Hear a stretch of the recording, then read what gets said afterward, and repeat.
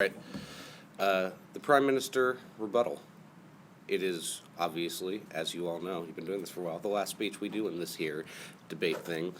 So, starting off with the first question that when you're thinking of how better to do any speech, always the first question you should ask is, one, what's my end game? Like, what is the strategic function I should be asking about the speech? What is it doing for me in the course of the debate round? So, for a little bit, at the beginning, we're going to be talking about defining our goal. What's that end game? The second part about it is that I always ask myself about any speech is, what are the benefits / disadvantages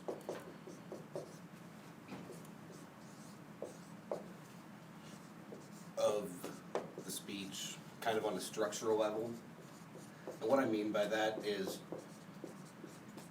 there are some speeches that have certain requirements or characteristics just based on where they come in the order of things. So, for example, the MG is going to be more time crunched than most because it has to answer everything that the LO puts out. They only have one chance, can't drop anything. Because of that, it's going to be more time crunched. So, for the PMR, we're going to be asking and answering that question as well and seeing, based upon the factors associated with it structurally, what are the benefits that you can exploit a little bit, and what are the potential harms or things that can catch you up about the PMR, and how best to avoid those. All right, on that first question of what is the end game, what's the goal of the speech? It pretty obviously, on some level, is to prove why you're winning. It's the last speech in the round. You're not going to get another chance to do anything with it beyond this. So this needs to be, the metaphor I use is that the MG is a lot in volleyball like a setter, and the PMR is the spiker. The MG is putting up all of these options for you to take down, and then the PMR is picking that and trying to go and win the round based on that. So it's obviously, in a lot of level, is a different skill set. And so in terms of choosing which of your partners should be the PMR and choosing whether you want to be the PMR or whether you want to be the MG, I think that is the skill delineation that you should be making, is which one of you is better on a technical level and on keeping all of the options in the air, and which one of you is better at picking and choosing, deciding among all these potential options which is my best strategic choice to be using, and then picking it and winning, going from there. So that is the in terms of how you should pick the speaker positions of, I think that's the important delineation that you should be making. For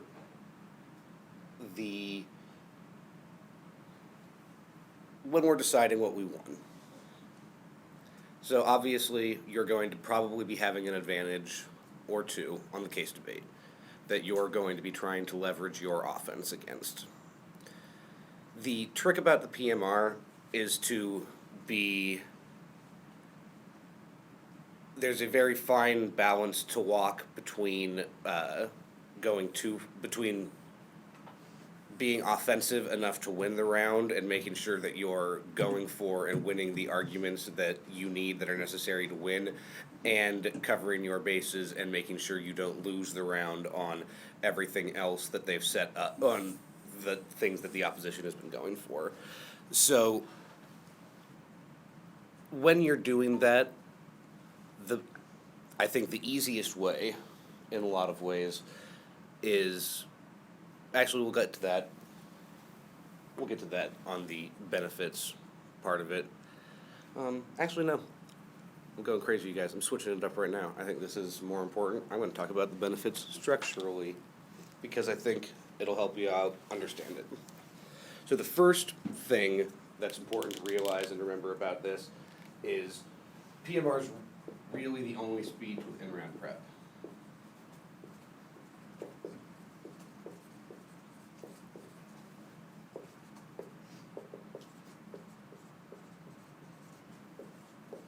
So what is that? What are the benefits of that, Morgan? You are you get to decide what you're going to talk about and make your strategic decisions while based on what's happened in the round. Very much so. And the thing about Parley is that the lack of prep and time means that so often people are making the very, very obvious strategic choice of, well, they said this, so I'm going to just say the opposite and hope that in that response that will be beneficial to me. There isn't a ton of global level strategic thinking that is able to, that most debaters are able to undertake in, I don't know why I put a question because that's true. That's not a question at all. But that's not something that most debaters are able to spend the time to undertake when they're going into their speech. This is also important when you consider one of the main disadds to it.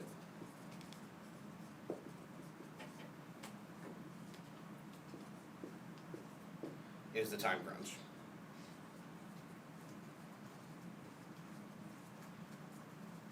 They've got the MG, this is after the MG, which is the most time crunch speech in the debate, which has to answer everything that's put out by the LOC, right? So the MG doesn't have a whole hell of a lot of time to expand upon shit. You then get to the PMR, or then you get 8 minutes of the MO to collapse down and probably provide more analysis on the things they're going for than you are. Then there's the LOR to make everything sound pretty, do all of that weighing and stuff like that. And then there comes the PMR, which is only 5 minutes. And that 5 minutes, you have to, like I mentioned earlier, not only win the arguments that are necessary for you to win the round, but cover all your bases and make sure you're not going to be losing on any of the things that they're doing. So these, in my eyes, are kind of interrelated. You use this to make sure that you can alleviate the negative effects of that time crunch. Your ability to have in-round prep is a way that you can, instead of just being, well, I'm going to the disadvantage now and I'm answering the arguments one by one and explaining why we won the disadvantage, you're able to take that more globally and think, okay, what is the main link story on the disadvantage? Is it the link about investor confidence or the link turn about consumer confidence? Which one's a better story about the economy and which will lead to economic collapse? That is the global. So instead of saying being down in the middle of the flow and answering this argument and this argument and this argument and this argument, you're able to say on the disadvantage, they're never going to be able to get any offense because we're controlling the much stronger internal link to economic collapse. We have this warrant and this warrant as to why consumer confidence is more important, an indicator. Their warrant for why investor confidence matters sucks because of X or Y. That is something that you're able to take the judge out of the nitty-gritty of the line by line and make them think big picture and start contextualizing the debate in the way that you want them to be contextualizing the debate. Yeah. So the PMR, if it's being done well, should be writing the judge's ballot. And what I mean by that is the judge will say there is a disadvantage, a counterplan, some case turns, or no, two disadvantages, a counterplan, and then one main case advantage that the affirmative is going for. The judge doesn't take all of these positions one by one and just say, who's winning this one? Okay, who's winning this one? The judge tries to think of things on a more global level of, okay, this is probably going to be a advantage one, which the counter plan doesn't solve as well, versus the risk of a disadvantage. So now that I'm realizing that's going to be the broader decision-making calculus of, does the counter plan's lesser solvency outweigh the risk of the disadvantage? And then they go from there and answer that next question, and then they go from there and answer that next question. It's not done on a orderly basis, it's done on a global basis, and then you decide what are going to be the main decision points for you in this round. What are the points where everything hinges on it? Generally, there are 2 or 3 or 4 arguments per round that are the linchpins of things, and if you win these 2 or 3 or 4 arguments, they're going to be the ones that you need to win the round. And as long as you're focusing on those ones, the fact that you aren't answering some other stuff isn't going to matter, because you're choosing to focus on what it is that you need to focus on. So, another aspect of the time crunch, something that's negative about it, we caught on it, or not necessarily something that's negative about it, but something that is required of you in order to counteract the time crunch that's in the PMR, is you have to be able to use your affirmative, and you have to know your PMC, the case you have coming out of it, extremely well, and you have to be used to leveraging that effectively. The PMC is unique in that you don't have to worry really about responding to anything else. You get 7 minutes to say the shit you want to say, to lay out the reason why you should win. By far, the biggest mistake teams on the affirmative make is by forgetting about their case and just responding to the disads and letting the case fall by the wayside. You don't have time at the end of the day to... It's very rare where you're going to have that ability to play their game, to take... Remember, they're choosing their disads. Even there's not a reason why you should expect to win on turns to your disadvantages. Like, they're probably choosing ones that are going to be more strategically advantageous to them. So your expectation should be going in that we're probably going to need to be leveraging offense from our PMC in order to win the round. Knowing that, then that's a perfect thing that the LOR can be used for, is, okay, what do I have in my case that's already been laid out, that we had spent 7 minutes at the beginning of this round being very specific on? How are the warrants that are included in this answers to the main points that they're going for in the course of the debate round? And if you're able to do that effectively, I think that is the way in which you strike the balance I've been talking about between winning your arguments necessary but not losing to everything else. The only way you're, over the long haul, going to have enough time to consistently win in the PMR is if you're leveraging offense and not having to re-explain everything, but having it there for you, and you don't have to reinvent the wheel every time you're making the argument. You know the exact spot it's at the flow. You know the exact function of the argument, and which argument, as you're writing the PMC, is going to be the one that's probably, you're going to say, you know, if we're going to be winning this econ advantage, we're probably going to have to be winning that investor confidence is the key in order to do anything. If that's the case, we're going to need to... if you know that going in and have knowledge of your case enough, you are able to then filter and interpret the goings-on that are happening in the rest of the round. You're able to say, okay, how are the things if I know that I'm probably going to be needing to win this investor confidence warrant in order to win the econ advantage, how do I know whatever they're saying, it's always in your mind, how is investor confidence stronger comparative warrant to this? How can I be doing that? And so instead of it being something that while you're prepping for the PMR, you are saying, okay, what argument is it that I'm winning, and how, and you're doing all that comparative analysis there. It's part of the case construction, part of the entire process is knowing at the beginning of the round what arguments you're probably going to need to leverage in the PMR, and being capable of remembering those and applying that. Whatever that argument comes up, you can then say, okay, that's the one I'm gonna need to win, and I'm gonna focus my attention there.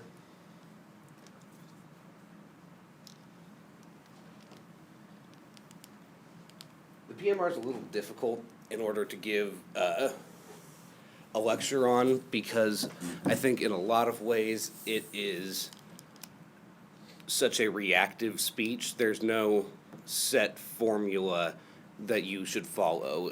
In the MG or the LOC, it very quickly is a structure and a general strategy that you can outline that it's probably beneficial for most teams to follow. That is and is not the case in in PMR, because there's just going to be a myriad number of differences in each and every individual round.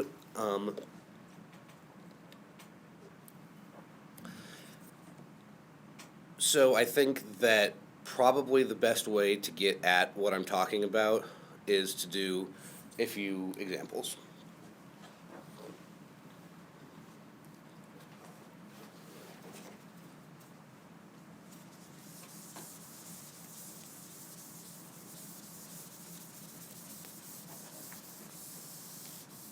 So what's a resolution we've had recently that people kind of remember what they were in? USFG should label all GMO foods. Were you on the AF or the negative, Morgan? We were neg, What did the AF earn? the res. What were their advantages? They ran, okay, let's see. Basically an argument that was like crashing corporatism, corporate food. And with Yeah. the return to local shit? Yeah. And then like health, public health sort of business. GMO's bad.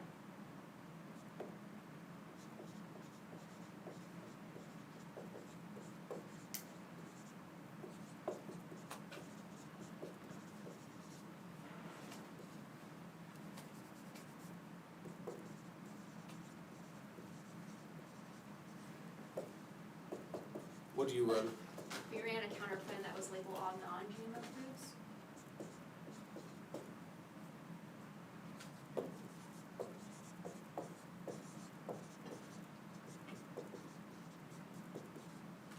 And that food price is that.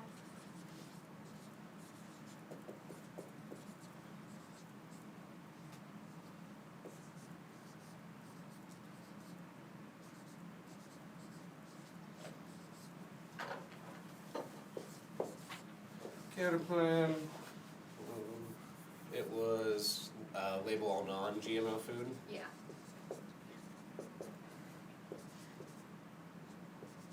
And then price spikes. Yeah.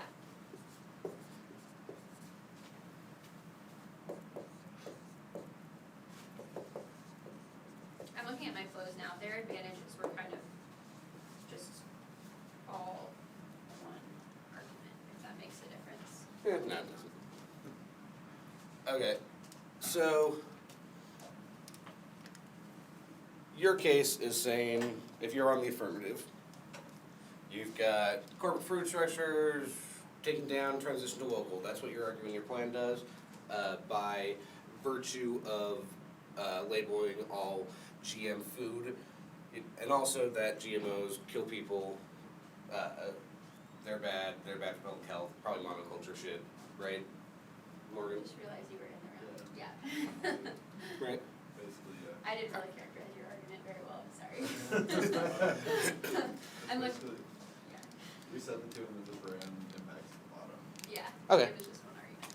Alright, so you're trying to win corporate fruit bad, and you're trying to win GMOs are bad for public health. The counter plan the end game in the counterplan of labeling all non-GMO food is, what was the strategic goal of that counterplan, Morgan? Well, I mean, we wanted to capture the advantages by still indicating whether or not a food was a GMO. The solvency argument that we tried to leverage as like the link differential was that we're creating like positive communication about food as opposed to negative communication about food, like So there's a instead of difference. saying, hey, this product will harm you, say, hey, this product's healthy. Yes, And so create an incentive for people to want to be like that instead of the negative connotations of a warning label on a product, right? So you're basically saying that you solve the affirmative and do so in a way that doesn't freak people out. This argument, I would assume, is just price spikes because food companies and producers freak out, feel regulated. and yeah.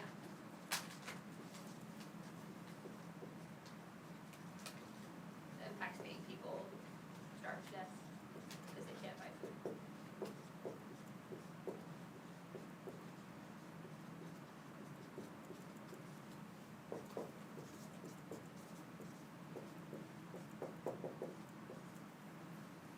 Okay. To the extent that the PMR does have a structure, this is the one perfect example. So, in pretty much every a phrase that you should just have beaten into your head and remembered every single time is the solvency deficit outweighs the net benefit to the counterplan. That is the phrase that you need to know, you should memorize. The solvency deficit outweighs the net benefit to the counterplan. This is, as far as there's anything of a strategic debate going on, it is. The counterplan, like, as far as there's any of that structure, it is the counterplan doesn't solve the case as well. That solvency differential is bigger on the scale than the risk of a price spikes to said. That is, since that's probably the most common, and this is a perfect example if that's what the PMR strategy is going to be on this, what are the arguments that we need to be making? What are the arguments we need to win in order to win this round on the PMR? Solvency deficit.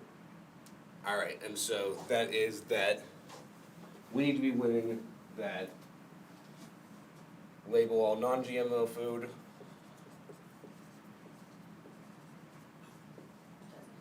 Not solve. Right? We probably also need to be winning that this price spike. So we need both a big solvency deficit and a small net benefit. They're obviously, if you've got two things that are weighing against each other, in order to help yourself win, you can both make your argument bigger and better. So your solvency deficit that you're getting as compared to the counter plan, that can be bigger and more valuable. That's also, you can make the net benefit smaller and less valuable. Either way, those will weigh for you and help you win the debate round. So, in that way, label all GMO food not solve. We need those arguments. We also need no risk of dissent.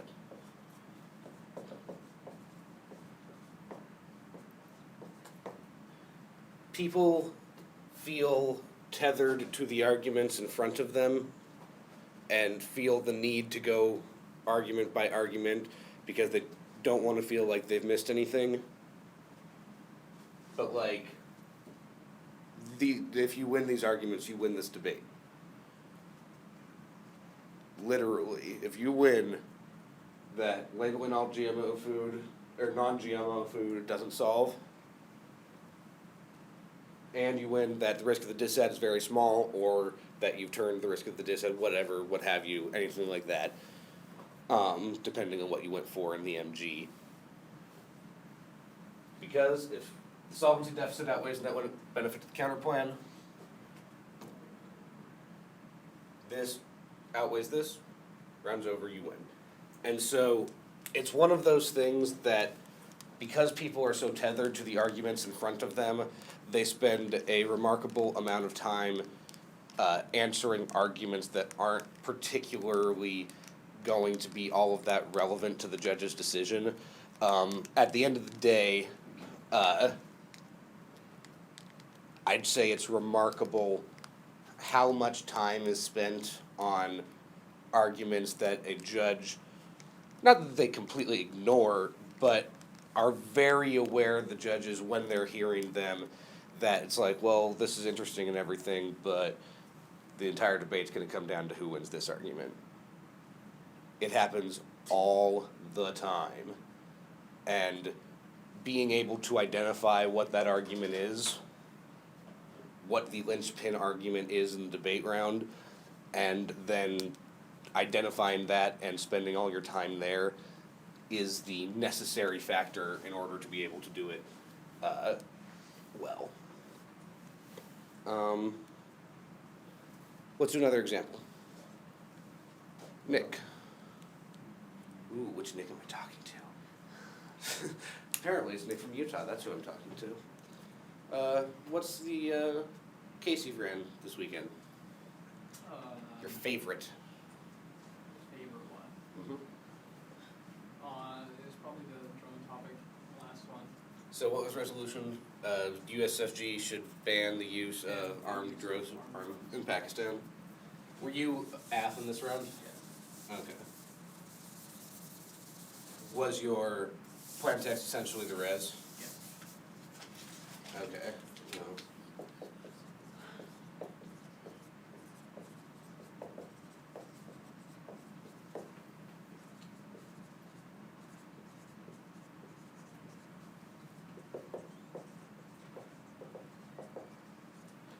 All right. What was your advantage one? Advantage one was the predictable one, so PTSD and civilian deaths.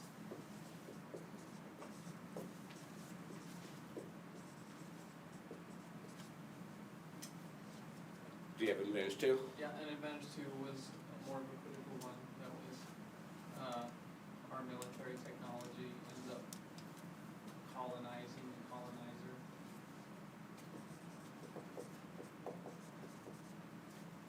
Like Coldian impacts. And what? Coldian impacts. Firepower.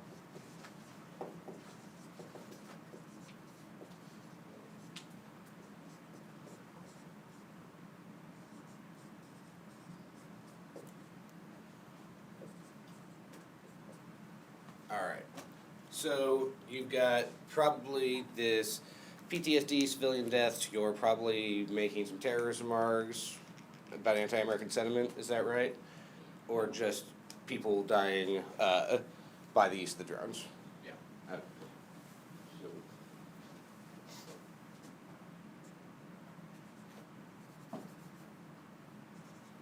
The impacts you're going for are deaths in Pakistan from drones. Are you doing a soldier PTSD? Yes.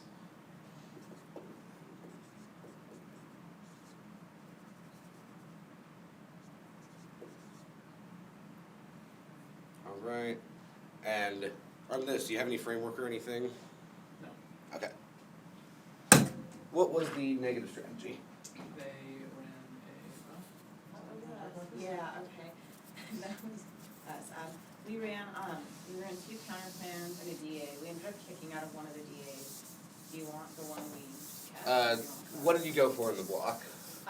So in the block, we ran a counter plan on, it was kind of a weird counter plan. I didn't write it, my partner did. It was like, we're gonna leave the drones there, but we're not gonna use them, and we're gonna cooperate with the Pakistani government. Yeah, it was weird. What was the impact?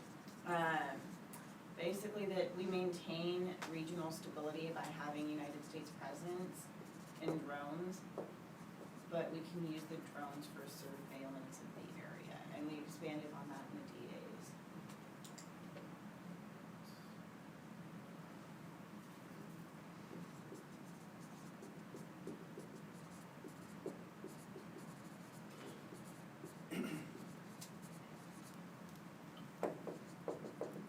What was the DA you went for?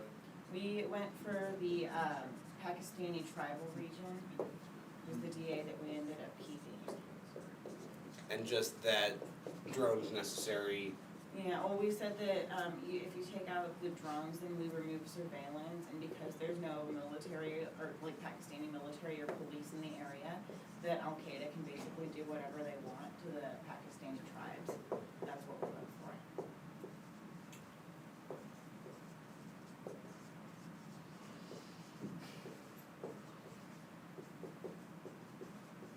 What do you all go for in the PMR, Nick? We went for Advantage 2 Okay. and the Perm. Okay.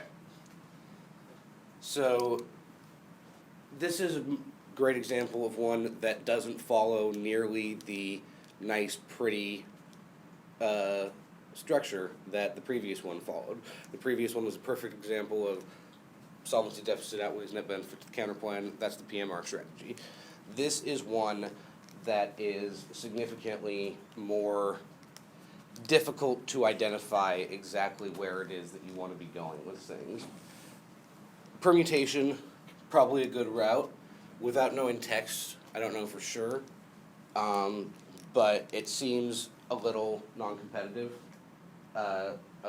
On first glance to me, the counterplan does. So permutations are an interesting thing to go for in the PMR just because they're round winners if you win them. Like if you're winning a permutation, it's not a round winner in and of itself, but it takes away a necessary component of, you're not going to be winning via the perm, but a perm allows all of the other things that you're winning to cancel out any of the things that they're winning. And so it is a pretty remarkably beneficial argument if you're going for it. It can also be difficult. The reason being that, again, we've talked about this a lot, how time crunched the PMR is. Only have 5 minutes to both win and not lose. So because of that, the perm can be difficult because you have to spend a lot of time explaining what's that world look like when we do both, how is that happening, and you have to go for it in other ways too. Like even if you're not buying the perm, we're outweighing, and you think it is competitive, we're still outweighing, and you're winning that debate. So I think it's the type of thing, argument that if you're going to be going for the perm in the PMR, I would recommend that it's something that should be one of, if not your main strategies. If you're only going to be getting to the counterpoint, it's like, oh, you can extend the perm too, and spend 20, 25, 30 seconds talking about it. It's not necessarily going to be that great of a strategic benefit to you of it is a use of your time. If you're only spending 20 seconds on it, it's valuable 20 seconds, but it's not going to be the thing. You're probably going to need to invest more time in that argument in order to make it a round winner. So this one probably seems like a one that I would go for, the perm, and really sit on it. Because also, this plays into the not losing thing we've been talking about. Like, if you're letting someone get away with a non-competitive counterplan, yeah, there's a reason we have this whole stuff called competitiveness, and it would be easy to fucking win a lot if you could run counterplans that didn't have to be competitive and they didn't perm them. You should be winning those runs. So, I mean, if they're running a non-competitive counterplan, there's a decent chance they're getting some extra benefit out of it that they shouldn't, and that you have to invest the time necessary to not let them win that debate. But again, if you're going to be going for it, go for it, I guess is the point I'm making in a roundabout way, that you have to decide and sit on it and spend some time there in order to win it. I think this, oh, go ahead. I was just thinking, wouldn't the MG make the perm argument in their speech, Yeah, they make that perm argument and it's there. and then you just strengthen it in your PMR. It's not even necessarily a strengthening it. Okay. It is because again, the MG is also very time crunched and doesn't have a whole hell of a lot of time to, okay, we've said that we can combine it in this ways, and we've quickly said this is what the net benefit to the permutation is, this is how we're outweighing the counterplan by itself. But again, the MG has to answer the disads, has to answer a procedural that came out, anything and everything MG has to answer, they don't have the time. So the MG might have put all the arguments out there. The PMR needs to be telling the story in a little bit more detail. And so that's, I guess, why I say that you should be devoting some time to it, because of the fact that MG doesn't have the time or the ability to really effectively, in a lot of ways, do that global story analysis. And the PMR can, even though they're time crunched, that's an ability that they have if they're going for that permutation. Do you have any good tips, key points of like the process or method of like being able to tell that story, like really make it clear? I think it's something that it comes from a familiar knowledge of one's case, and I think too often you'll see people say, oh, and they're using the jargon and the terms to say, this happened, this, and the judge, might be able to look at their flow and weigh things out. Okay, well, these are probably how things are playing out, but the PMR needs to be able to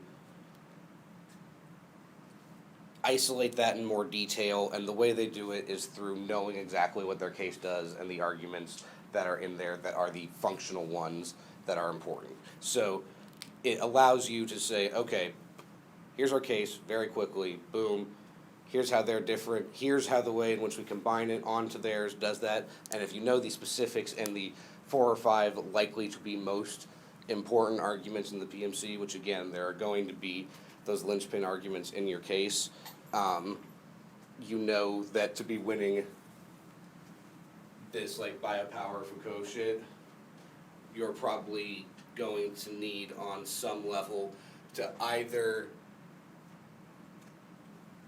you don't necessarily put a framework on it at the beginning, but you need to know that there's probably going to be an impact framing argument on some level that you're going to have to win if in the PMR you're going to be leverage Foucault off the F.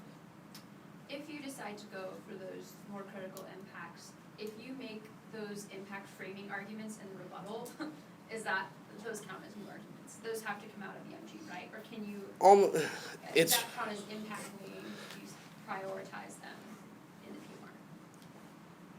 that is a wonderful question that I don't believe there is a community consensus upon. I think it kind of goes in waves. About 3 or 4 years ago, absolutely without question, it would have been required to be in previous speeches.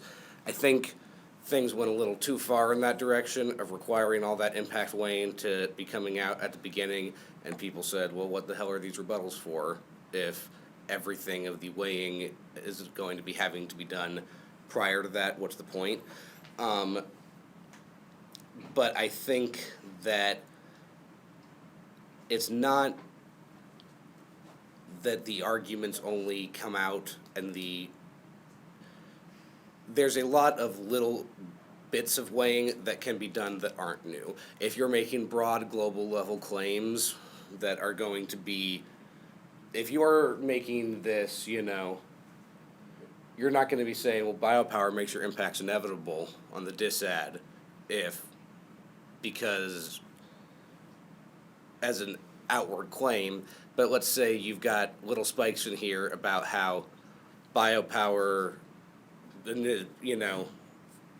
biopower is used in this way, and this way, and this way, and this way, and that's part of your PMC, then the PMR probably does have an ability to say, look at the time in which we said biopower was used this way and will always be used that way, connected to this, which is their main probably link story, so that probably makes that impact inevitable. So I mean, if you're just trying to biopower makes this inevitable, that would seem new.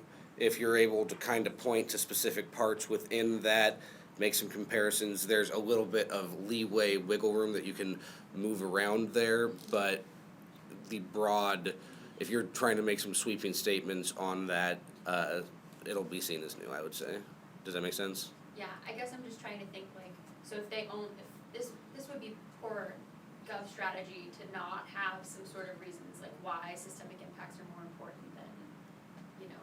Yeah. It would be really silly if there were no reasons, but theoretically, if like they were going for straight up impacts, we decided to go for theoretical impacts on Advantage 2 in this case, then Yeah, I mean, if you, we could, I mean, maybe you just add those reasons like in the PMR and pull some magic and try and yeah, draw from our PMC. I mean, part of giving a good PMR is giving yourself throughout the debate and knowing enough to know what, from the PMC and in the MG, you have to be knowing probably the type of arguments that the PMR is going to want. And so having the arguments there, again, being the setter, allowing the PMR to seize upon it and spike it, those impact framing arguments are a perfect example that there are some arguments that you don't necessarily need to make a main part of it, but having a systemic impacts, disposable populations, something, we saw blah, blah, blah, and having that ability to, okay, they're going for a nuclear war scenario on their dissat, how am I going to outweigh that if I'm not competing on a pure body count net benefits level, how am I going to do that? That's an option that you have available to you, a club in the bag. So it's being a good PMR, the easiest way to do that is to have good answers to be able to make, right? And that sounds obviously pretty simple, but if you're doing everything right up to the PMR, it should be an extremely easy speech because you've given yourself so many outs to go for. So if you don't have those outs coming from the MG. Yeah, Like, and it's realizing that you're probably going to have one or two, or there's going to be an out somewhere in your speech, even if you appear way behind. That's a good thing to talk about, I think. Because it is, in a lot of ways, the PMR is so dependent on the other speeches that have preceded it. There are going to be times when the PMR is very easy.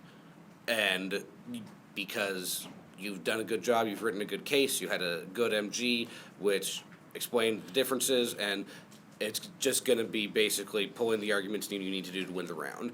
And you can give the most brilliant PMR in the world, and it wouldn't have made it really any more difference than if you had just given a mediocre PMR, right? Because you were so ahead, you didn't need it.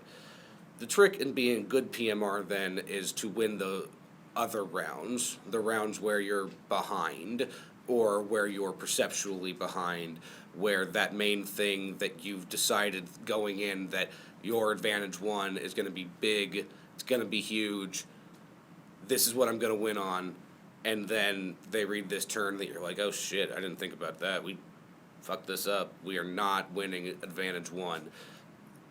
That's what a good PMR is able to do, is say, okay, to be able to quickly triage that information and realize, okay, this is my plan, my strategy going in throughout this entire time, but I need to be willing to abandon that strategy if I'm not going to win it. Yeah, if the ship is going down, no matter how much time I spent into it or anything like that, I need to realize we have conceded this argument, the MG forgot to answer it, they made a big deal out of it in the block, we are gonna be losing our econ advantage because of we didn't answer this argument. So we need to think of a way that there's something else going on in this round that can win us the round if that main strategy has gone to us.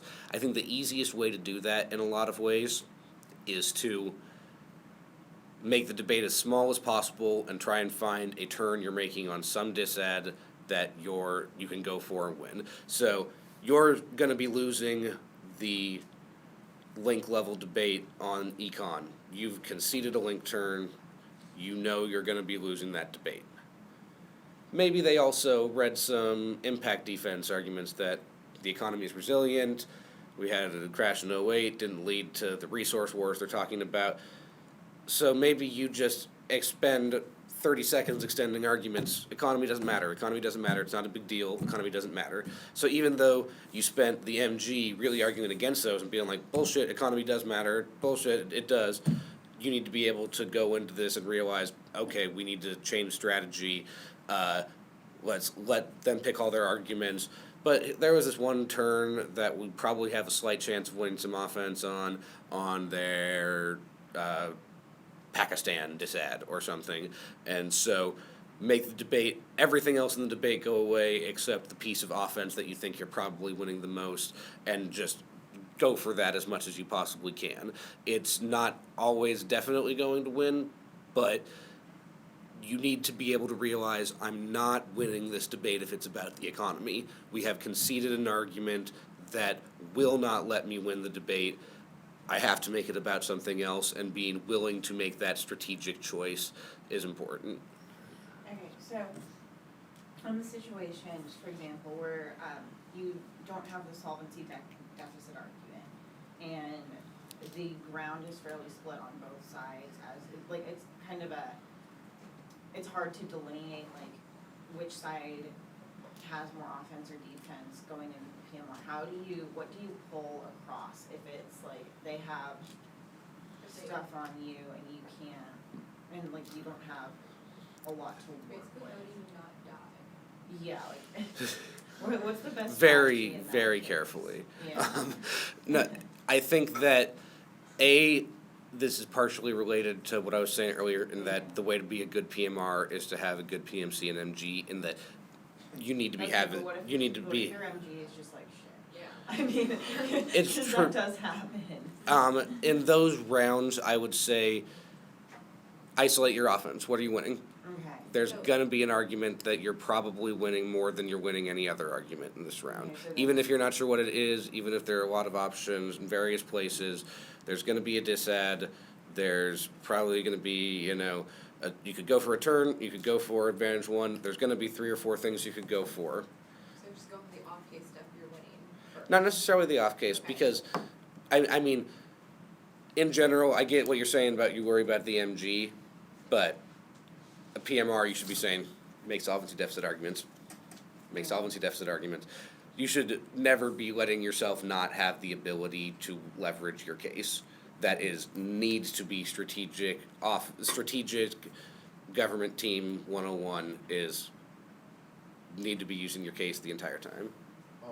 Yeah, so, a couple of things, what I've always just found really effective is when you can find that issue selection of what you're winning and losing, because you're always going to be losing, coming out of the block. Or something I heard last year when I was at BDC, was that if you have 2 evenly matched teams, if you're evenly matched with the other team, you are always perceptually behind at the beginning of your speech. In the So you PMR. need to be able to just string things across pieces of paper. Yeah, and you should be. They've had 12 minutes to talk, right? They've had 12 minutes in a row to talk. The judge should be thinking they are winning. And that's very true. And so it's a comfort level of, you need to be aware of. It's very easy to get overwhelmed and think there are so many arguments, so many different things that are going on. At the end of the day, for the PMR or for the government team, you're going to have probably anywhere from 2 to 4 types of offense and you're going to need to know that your offense is your econ advantage, your human rights advantage, that turn on the green tech disad, and the disad to the counterplan, or whatever. But those are your 4 and depending on the situations of the round, there are going to be that type of thing. And so being able to say to quickly identify those, and during the LOR, while they're giving their speech, say, all right, well, I have 4 things, let's pick 1 or 2 of them and why they're important. And being able to very quickly summarize what your options are to yourself and your brain, and make that choice, because the quicker you're able to make that choice effectively, then you're spending the rest of the LOR only thinking of comparative analysis, right? You're only thinking of why this argument's more important than the other arguments, and why our argument's better than their arguments on the most important issue. And the minute you've decided that, up until then, or the quicker you decide that, the more time you can spend winning those 2 arguments, which are really what you need. So I think this is probably underdone sometimes, but I think, like, how do you, in the PMR, explain how important it is that the government case, like, simply solves? Like, we have this case, we're upholding the resolution perfectly, like, how does that? Unless they're talking about topicality, don't need to say we're upholding the resolution perfectly, it's not a benefit why you win. I think that, okay, the easiest way to be able to leverage your affirmative is to have a strong uniqueness scenario. Your description of the status quo is that we're all gonna fucking go extinct unless we make China happy right now because of, we need to reduce tensions. If we don't, we are going to have a nuclear war and we are all going to die. It is very easy to be able to leverage that offense if we're doing that risk level analysis of, sure, we may be they may be winning that this will probably hurt the economy, they may be winning that it might not even solve, it might piss them off even more, they might be winning these link turns on our advantage. We're cold winning that China's gonna kill us in 20 years because of how pissed off they are, and that that war is something that needs to be avoided at all costs. Plan is the only chance that we have to do that, 1% risk of solvency. It's very easy to leverage your case if your description of the status quo is so bad that you need to be able to do something. If it's just, hey, this is a good idea, hey, we should do this, it would have these positive effects, that sounds nice and everything, but it's not dire. It's not, we need to do this or we're fucked. Like, It's basically blow up your impacts. blow up your impacts in relation to the status quo, in how bad the status quo is going to be if you don't have the case that is there to solve them. So basically what we would have to do, like, out of the PMC and the advantages, is make the uniqueness and the harms scenarios sound as bad as they possibly could. Or Very much so. You don't want to make them sound like the worst thing Well, yeah, ever, but I mean, because like, I mean, if they're too bad, then your case needs to be pretty awesome to solve. Yeah. If they're that bad, but you definitely need to be spinning a plausible, holy shit, we're all screwed scenario. And this is a good example, like, on this Afghanistan drones one. There are probably more bodies, which sounds really kind of offensive in a lot of ways to say, but I don't look at your description of the status quo in that, Nick. I don't think it's that scary. There's probably a lot scarier shit that could be happening in Pakistan, that if you were saying armed drones bad, cause terror, there's probably a lot of arguments that you could be making about why the use of armed drones is necessary for terrorist recruitment, which ensures a Pakistani failed state, which ensures Indian aggression because they're not going to have a failed state with nuclear weapons with historical tensions on their border. That is a description of the status quo that is maybe not, it's arguably true, it's certainly plausible, very, very plausible. And if you're not making that argument, then you're not leveraging the status quo as well as you could be. Did you have something? Yeah, I was just gonna say, like, I was half on that case too, and we went with refugees, like in 2009, there were like 2 million refugees caused because of like a bunch of drone strikes in the Taliban situation. Mhm. So it's like. Yeah, and you need to be quantifying very early on how bad the status quo is. So it's not just that you're good, it's that everything's bad, so God, do we need you being good right now? It's not only are you good, but it's remarkably important that at this specific time we take an action to prevent the calamity that is about to ensue. Remember, we don't have very much time. Do you have something real quick? Yeah, just really quick, how do you feel as a judge and kind of as a PMR giver of like this whole try or die type of like probability calculus? I think you should use it if you need it, right? I mean, if I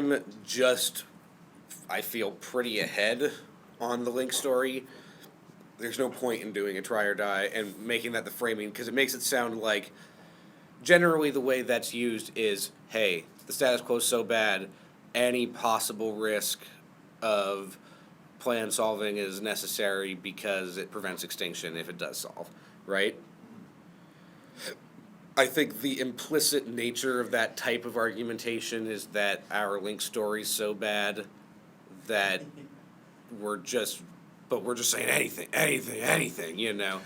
And if you're winning this Link story, why frame it try or die when you can just be framing it more aggressively?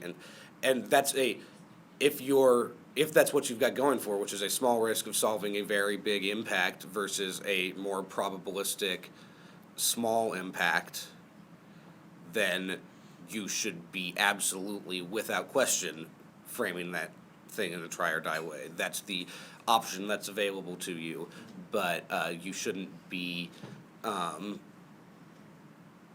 necessarily going for it if it's not what is presented options wise. At the end of the day, I think that the thing to remember is that volleyball metaphor, because I can't stop thinking about Top Gun. That's all I think. Stop talking. But literally, everything is being set up for you in the PMR. You're supposed to go win it. Pick it, win it, find out argument, you're winning. Talk about why you're better about that argument. Stop learning.